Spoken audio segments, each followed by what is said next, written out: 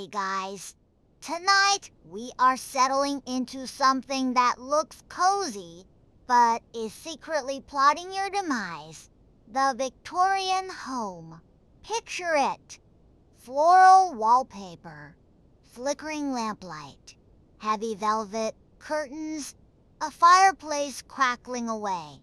Charming, right? Romantic even. Except every single one of those lovely details was, in its own quiet way, trying to send you to an early grave. The wallpaper was poisoning, the lights were poisoning you. The water, the paint, the curtains, the face powder, the adorable little candles, all gently, politely, fashionably poisoning you. It was the deadliest interior design trend in human history, and people paid extra for it.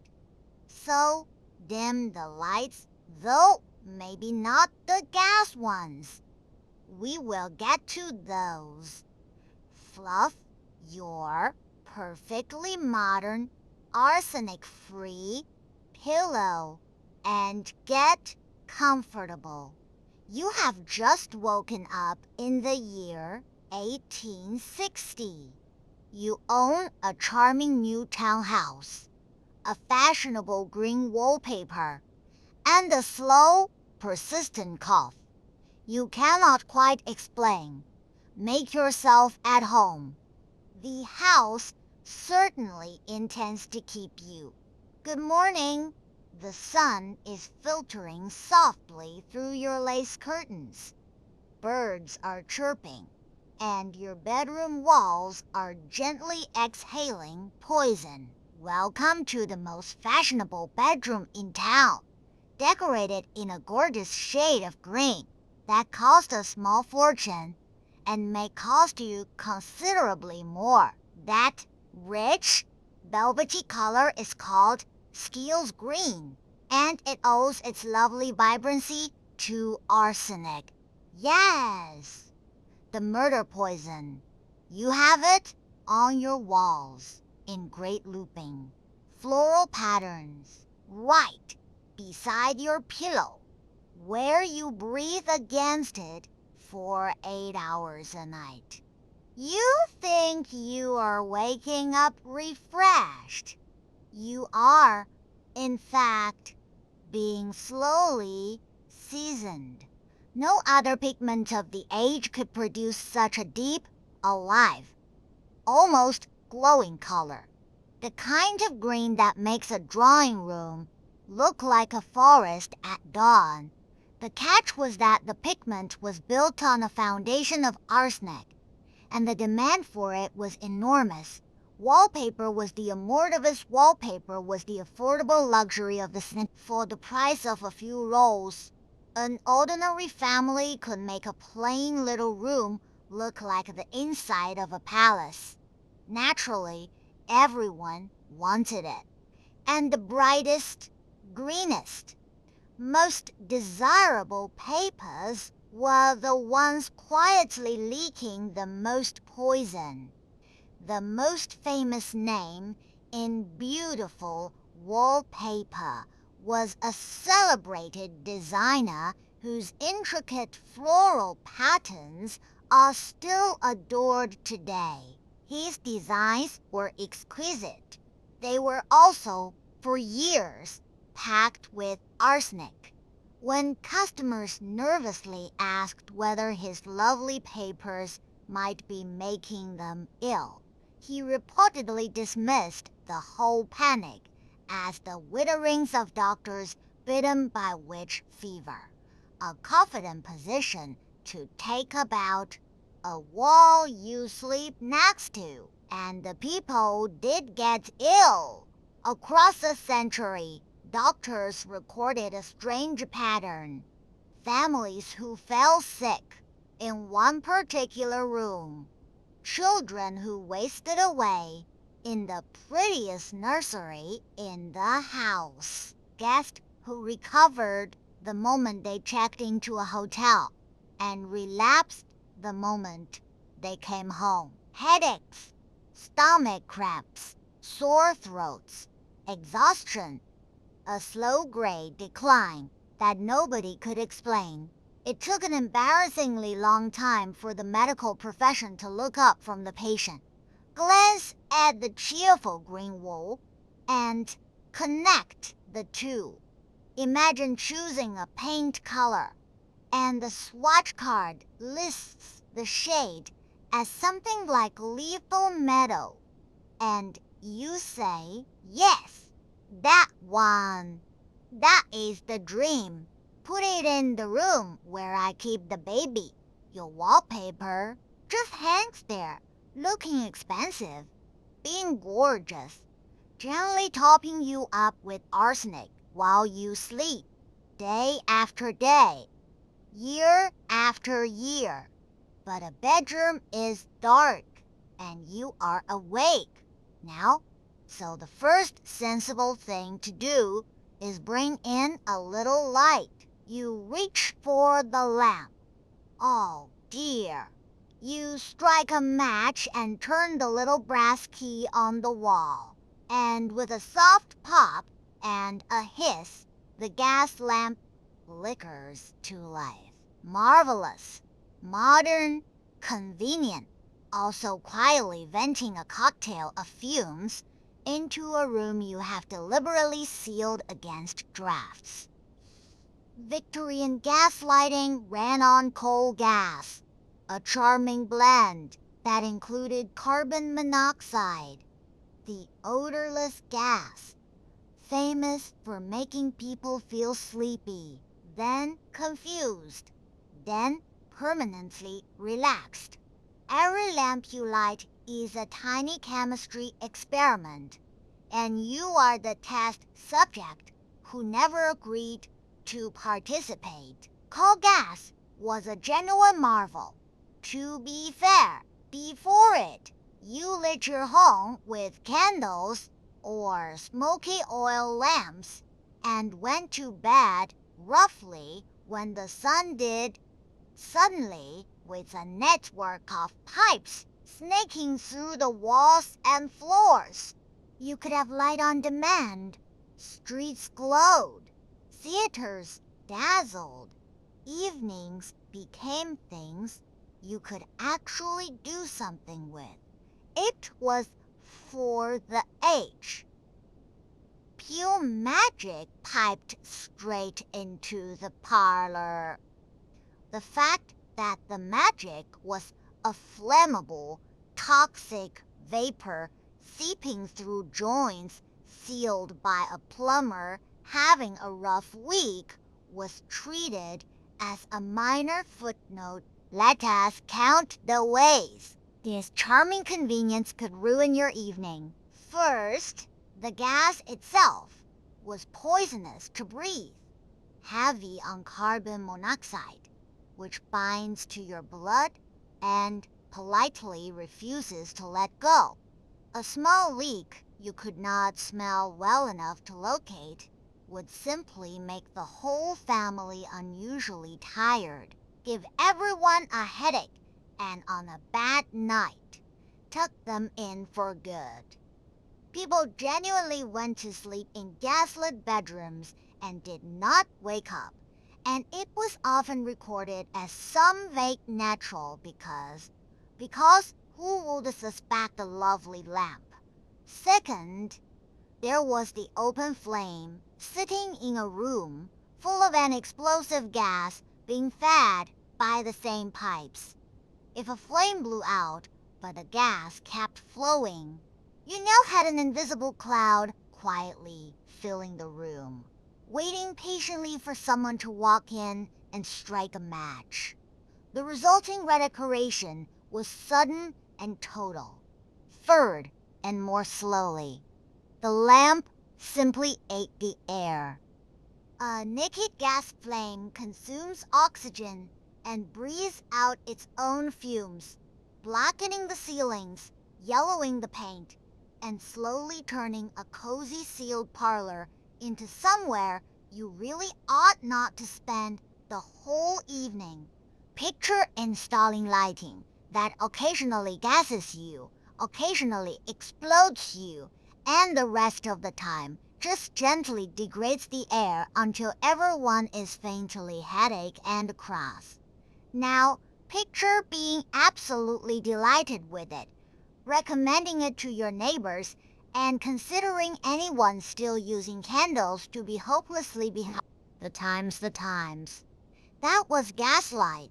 The clue, frankly, was in the name. Speaking of pale faces, you ought to wash.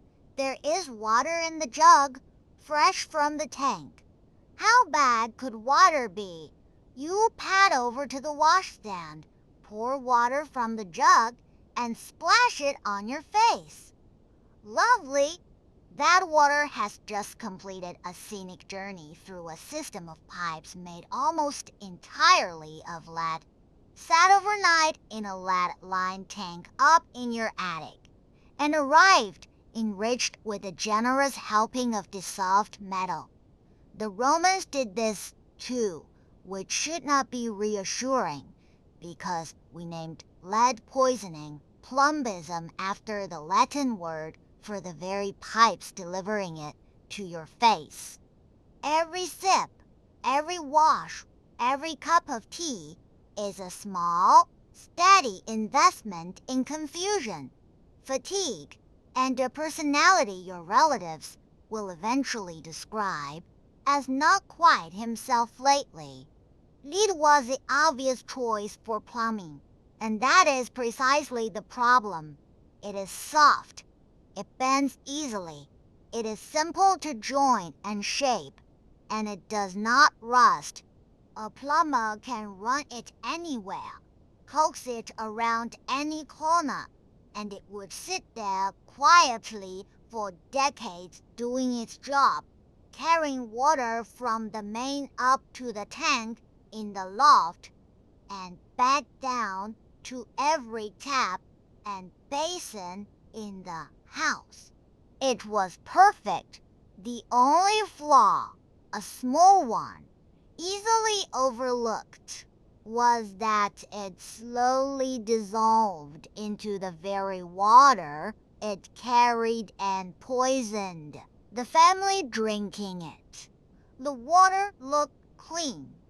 It tasted at most faintly metallic, which everyone assumed was just how water tasted. And lead poisoning is a patient, undramatic thing. It does not strike you down at the breakfast table. It accumulates a little stomach trouble. Here, a headache there, a creeping tiredness, aching joints, a strange gray pallor, and over the years, a fog settling over the mind, mood, and memory. The truly grim part is that this fell hardest on children, whose small growing bodies soaked it up most eagerly. A child raised on leaded water from the family tank received a daily dose during the exact years it would do the most lasting harm, and nobody connected the dull, sickly, slow-developing child to the lovely modern plumbing they were so proud of. The water was a symbol of progress and cleanliness. It was also a thin, steady stream of brain poison, served chilled. And then there was the other problem with the water, the fast one, the one that could empty a household in a week. Towns drew their water from rivers and shallow wells. Towns also disposed of their waste into rivers and the ground around those same wells. The two enterprises overlapped enthusiastically, and the result was a drinking supply that doubled as a delivery service for some of the most efficient killers of the century. Cholera was the showpiece. It struck in waves, swept through neighborhoods, and could take a healthy adult from their first symptom to their last in a single brutal day, For years, the experts blamed bad air, foul smells, general miasma of the slums. Anything but the water, because the water looked clean. It took a stubborn doctor mapping deaths around a single public pump to make the radical suggestion that perhaps people were dying because of what they were drinking, not what they were smelling. He was, of course, right, and it still took ages for the idea to win, because nobody wants to believe the lovely clear water is the murderer. Of course, water is not the only thing in this house slowly leaching into you. Look at the walls again, the woodwork, the window sills. All that lovely glossy paintwork has a secret. 2. The crisp white window frames, the glossy skirting boards, the cheerful nursery walls. All of it lovingly coated in paint whose secret ingredient is white lead, prized for its smooth finish, its brilliant color, and its remarkable ability to flake off into fine, sweet-tasting dust. Sweet-tasting dust. Sweet-tasting is not a figure of speech, which is precisely the problem when there are small children and board paths in the house. Your walls do not merely sit there looking nice. She would. And everything she would, you eventually breathe, touch, or, in the case of the family, toddler, enthusiastically lick whitely made the best paint of the age. And it was not close. It covered beautifully. It lasted. It gave a deep, rich, durable finish that cheaper alternatives could not match. So it went on everything. Walls, doors, window frames, garden railings, toys, furniture, the lot. A well-painted Victorian home was a well-leaded one. The proud homeowner, admiring his fresh gloss, was admiring a thin decorative crust of poison spread over every surface a hand might touch. The cruel little twist is the taste. Certain lead compounds are genuinely, distinctly sweet, which is why one of them was historically nicknamed the sugar of lead.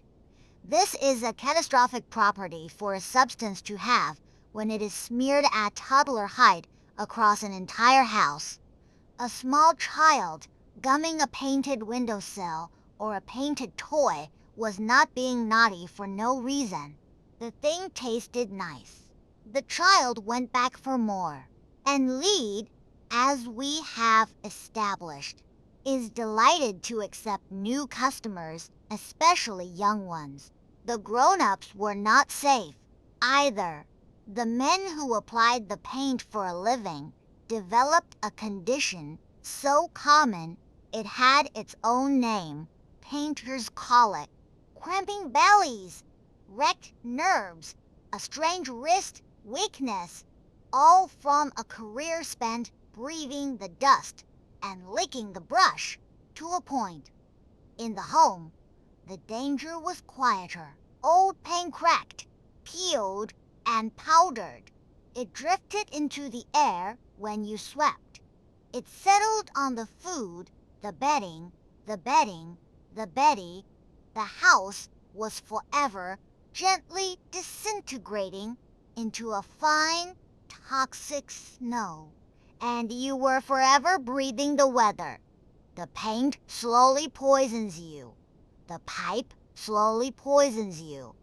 The wallpaper slowly poisons you. The lamp gently gases you. The water quietly dissolves you. None of it is dramatic. None of it is dramatic. None of it is sudden, and all of it is happening at once, in the same house, to the same unsuspecting family who think they live somewhere lovely. They are not wrong. It is lovely.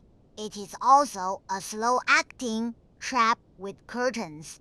The Victorians trusted their homes the way we trust a smoke alarm, and the home was returning that trust with a slow bath. Floral betrayal. So tonight, when you switch on a clean electric light, pour a glass of properly filtered water and lean back against walls painted in something other than heavy metal. Spare a quiet thought for the people who came before. They paid a fortune to live in the most beautiful houses ever built, and the houses, very politely, charged them the rest of their lives for the privilege. Sleep well. Your pillow is arsenic free. Probably